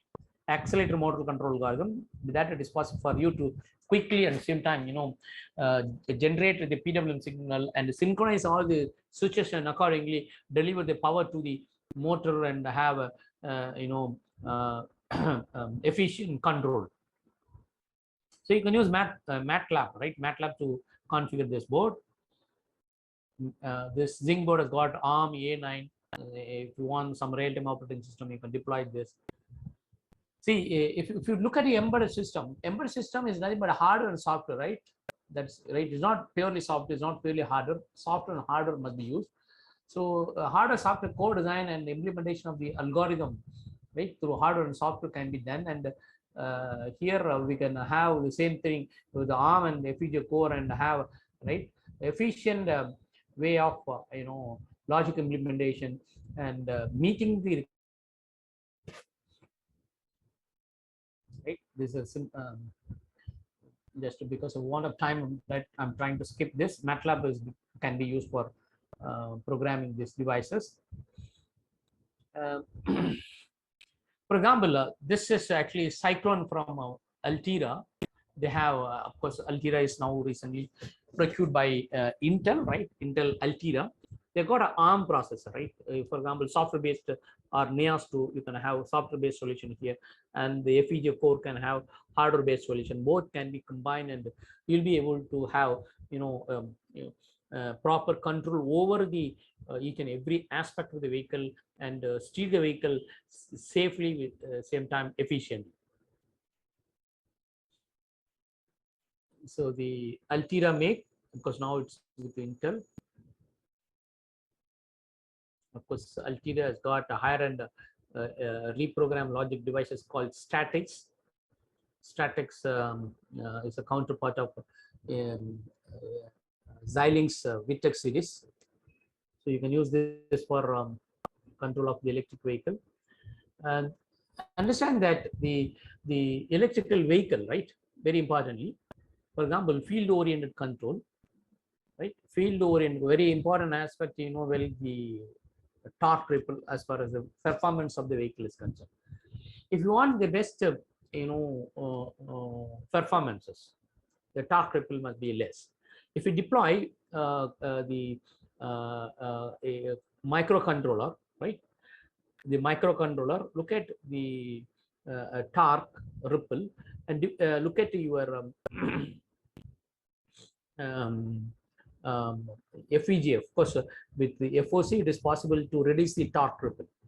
And if you deploy FPGA devices, it is possible to enjoy both. And of course, a greater reduction, about 73% torque ripple reduction is very much possible if you deploy FOC and realize that is same thing with the FPGA. It is possible to, reduce 73% of the torque ripple. That will ensure, right, understand that the vehicle during the initial acceleration, you want a constant torque to be delivered to the vehicles, right? That such a constant torque you can have through the FPGA devices. This will ensure the torque ripple is minimized, and you will experience a smooth drive and same time, right, efficiently utilizing the energies.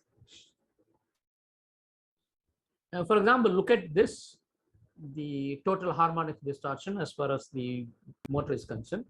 If we deploy FPGA devices, look at this, is relatively less. Of course, sinusoidal PWM we always use, or space vector PWM always used to reduce the total harmonic distortion, right? FPGA, if you deploy, then it is very much possible to drastically reduce, right, the total harmonic distortion. The vehicles can be efficiently now operated. In addition to this, right, one aspect is to look at the motor requirement, then configure the motor according to the vehicle characteristics and deliver the power, right? Of course, look at the torque ripple and look at the harmonics. Everything will be able to efficiently reduce here and provide a quality power, right? Not only for the vehicle, also is the grid, right? If there is a harmonics, of course, that's going to be, vehicle is going to be connected, right? We are talking about vehicle to grid to maintain the vehicle to grid stability, but it's going to contribute a lot of harmonics. How do you manage that? It's a big challenge.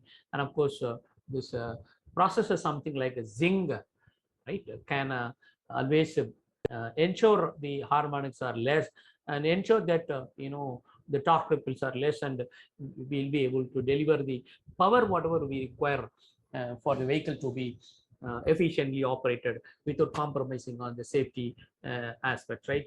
Meeting these SAEs to ISO 2623 specifications.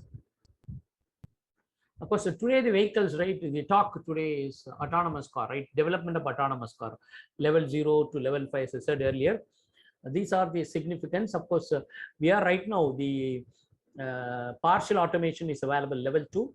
For example, some of the Indian vehicles, for example, XUV 700 from Mahindra is actually level 2, and Aster from MG also is a level 2 vehicle.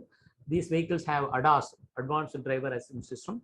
For ADAS applications, you need, right, the achievement, right, the automation of the vehicles is very much possible only with the embedded system, right? Without this, you can't realize the autonomous concept, right? Everything, right? Time is very, very important aspect here, handling each and every task. And sooner or later, it is expected by 2025, high automation level 4 automation, right? For vehicles, that is, right? You don't have to hold the steering, right? You can sit at and travel in the vehicle. But level 5, that is expected in the year 2030, right? The cabin will be looking like a room, right? A living room. You don't have to, handle the car, right? Through voice or by other means of control. You'll be able to steer the vehicle to the destination safely, same time, without any hurdles, and same time, with relatively better fuel economy. So these are the certain development that's going to be, witnessed in the coming days. And look at this, the vehicles are now undergoing a deformation, the shape wise, right? We're talking about shuttles, right? Look at this. The vehicles have this kind of features. Embedded plays very important role. We have here lidar, we have radar here. Then the camera deployed, right?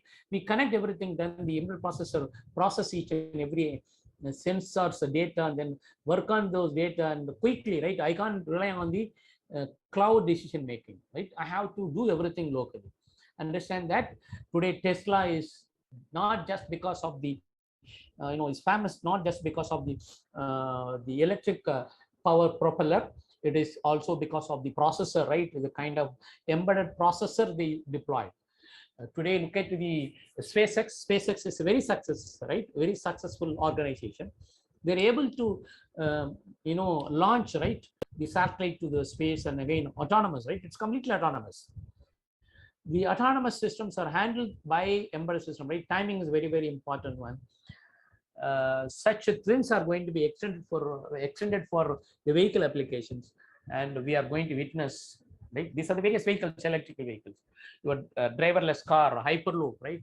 Very promising when expected sooner or later for transportation system, driverless truck, right? Autonomous ship, drones, everything are electric vehicle.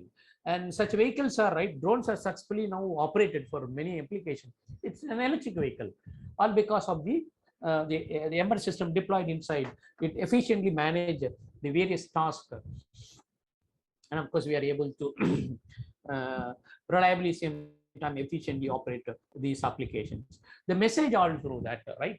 Time is very important one. The various tasks inside the vehicle are to be synchronized, sequenced, right? Sequence is synchronized.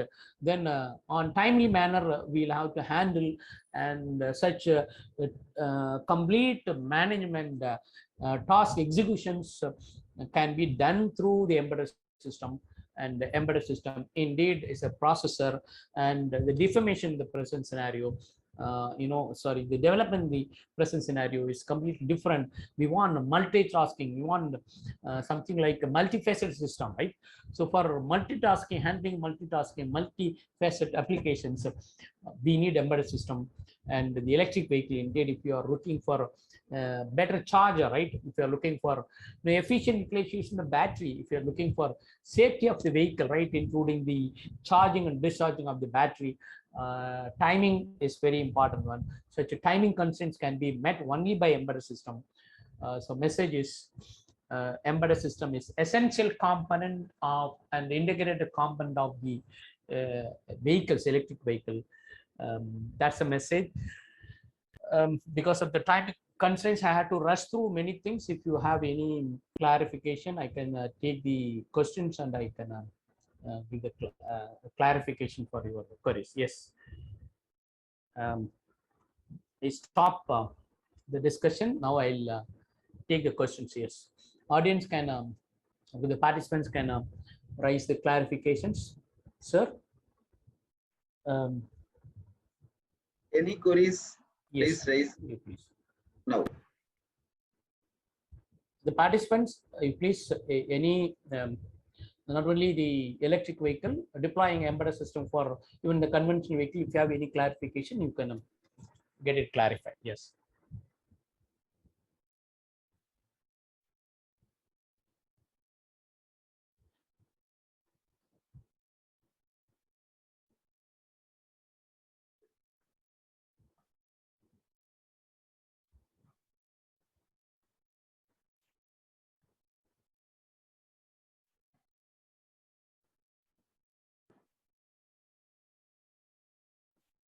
There is a question from the one of the participants in the chat box.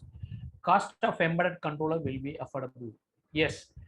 See, performance always, the embedded controller can't be just like that recommended for a different application. For example, when you select an embedded control for battery, I can't look at the cost. The performance safety is very, very important. So cost, of course, is expensive. If you're looking for something like FEG, is expensive. But what is your expectation? Of course, I can deploy Arduino Admega processor, or I can deploy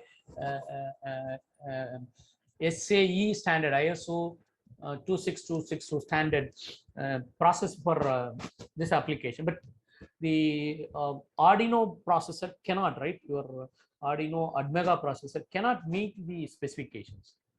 So the cost is for what application? For example, it is infotronic system, just want to listen to some music, or you want to play a video, there I can compromise on the cost. Whereas here, for safety aspects or performance aspect, if you have some timing constraints, if you need a hard real-time system, then cost is secondary.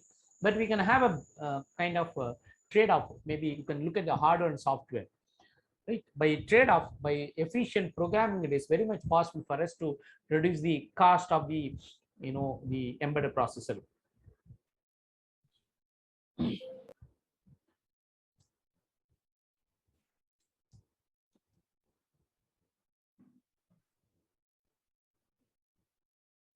Any other questions? I'm looking at the chat box. There are some feedback also. Thanks for the feedback. Dr. K. Paul Joshua. Today we are blessed to hear an excellent message about embedded system for EV by eminent professor. Thank you. Thanks for your positive feedback.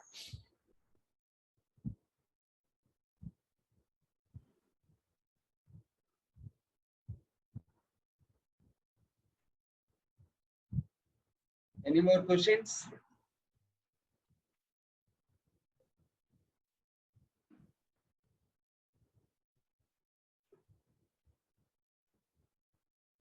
Feel free to raise your clarifications.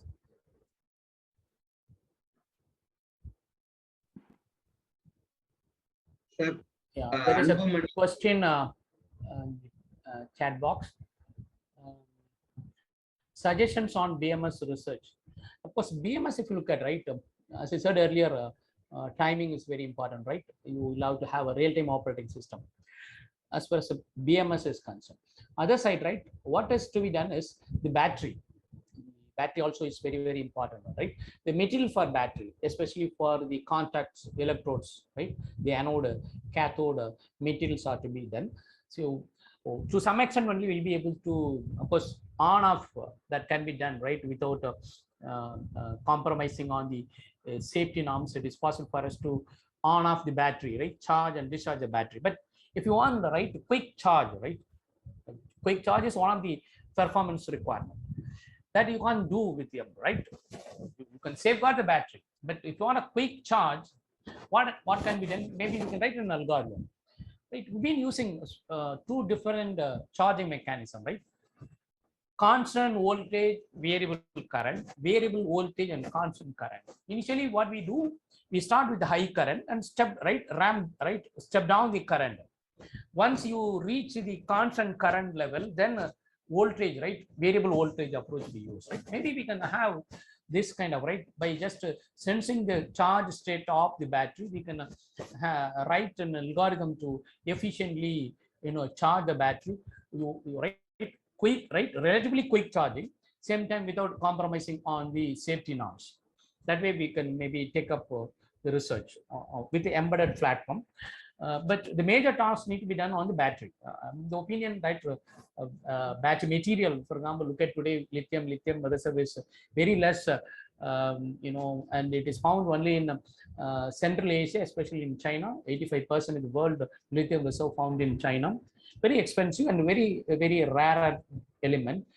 Of course, the political consequences and other major concerns are not creating a favorable condition for countries and other regulatory authorities to promote electric vehicle.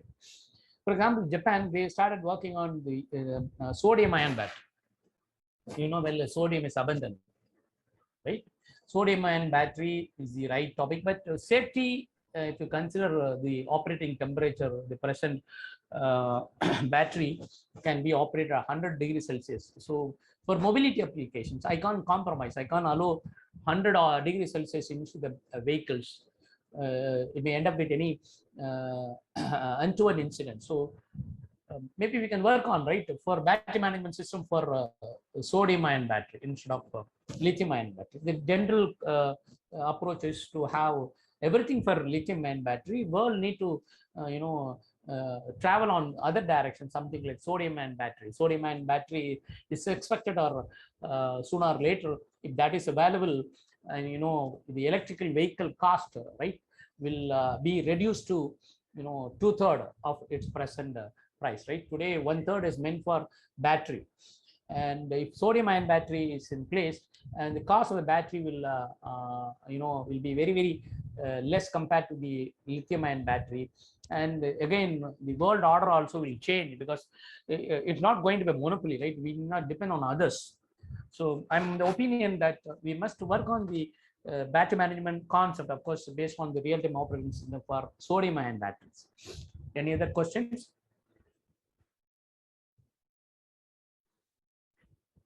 If there is no question from the participants, I take this opportunity to thank the organizers for giving me this opportunity to share some of the aspect of the electrical vehicle with the embedded flavor, right?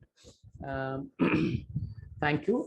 Thanks for all the participants for raising some important questions and cooperating with us to conduct this event very smoothly, same time efficiently. Thank you. Thank you, sir. Thank you so much for all of you. If you have any queries, maybe you can send to your I'll write down my email ID. If you want any clarification, you can reach out to me through this mail ID. Thank you. Thank you, Professor. Thank you. Thanks for accepting our invitation and have one nice session with us, even in the tough situation. I thank you very much. You are always welcome to Sairam Institute of Technology to present on guest lecture. So if you are back to the previous situation, like we like to invite you for a session to our IEEE students. Sure. On some other occasion, I'll make it, and thanks for the invitation. Thank you. Yes, sir. Thank you, sir. Thank you. Dear participants, the feedback link is presented in the chat box, and I invite all of you to attend the offline sessions from Monday. The registration will start by 9 a.m. in the smart classroom, ground floor of Sri Sairam Institute of Technology. After the registration, the inaugural session will be started by 9:15, followed by the session. And after the session, we have a lunch here.